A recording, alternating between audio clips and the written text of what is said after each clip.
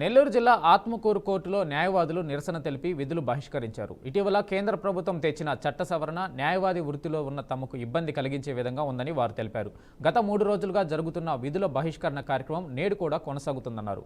Bar association president ఆధ్వర్యంలో వారు ఆందోళన చేశారు.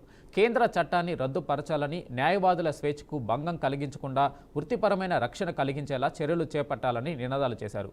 ఈ చట్టం వల్ల విదేశీయులు భారతదేశంలో న్యాయమూర్తిని నిర్వహించవచ్చని, పలు కేసులను వారే వాదించుకోవచ్చని, దీంతో తాము నష్టపోతున్నామని ధర్నా చేశారు.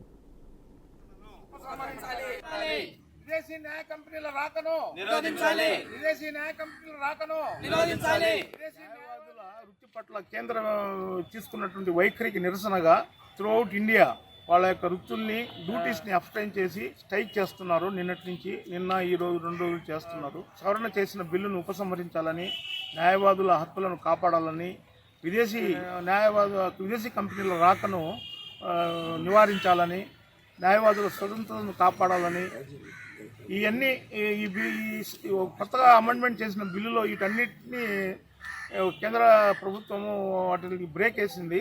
అవన్నీ చల్లకుండా కొత్త అమెండ్మెంట్ని తీసుకుని వచ్చింది. కాబట్టి ఆ అమెండ్మెంట్ని ఉపసంహరించాలని, ఈ న్యాయవాదుల వృత్తిని ఒక అడ్వకేట్స్ యాక్ట్ 1961 అనేటువంటి దాన్ని ఉన్నది. ఇప్పటి వరకు మేము అడ్వకేట్స్ అందరం కూడా ఆ చట్ట పరిధిలోనే మా యొక్క విధులు నిర్వర్తిస్తూ ఉన్నాము. ఆ చట్ట పరిధిలోనే మేము న్యాయవాద సంఘాలు ఏర్పరచుకున్నాము. అదే రంగా బార్ కౌన్సిల్స్ ఏర్పరచుకున్నాము. అట్నే వృత్తుల పట్ల మాకు అవసరమైనటువంటి అన్ని విధి విధానాలను కూడా మేము ఆ చట్టం కిందనే ఇప్పుడు దాకా ఉన్నాం.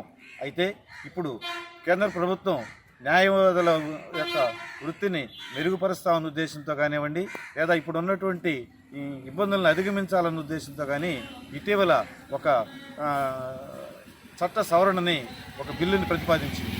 ఆ చట్ట సవరణ బిల్లులో ఏకంగా న్యాయవాద సంఘాల యొక్క స్వతంత్ర ప్రతిపత్తిని అవి హరిస్తున్నాయి. న్యాయవాదులను మొత్తం ప్రభుత్వానికి లోబడి ఉండే విధంగా, న్యాయవాద సంఘాలు కానీ అన్నీ కూడా ప్రభుత్వానికి లోబడి ఉండే విధంగా, కేంద్రం యొక్క నిరంకుశత్వానికి ఈ రోజున న్యాయ వ్యవస్థని లోను చేసే విధంగా, న్యాయ వ్యవస్థలోకి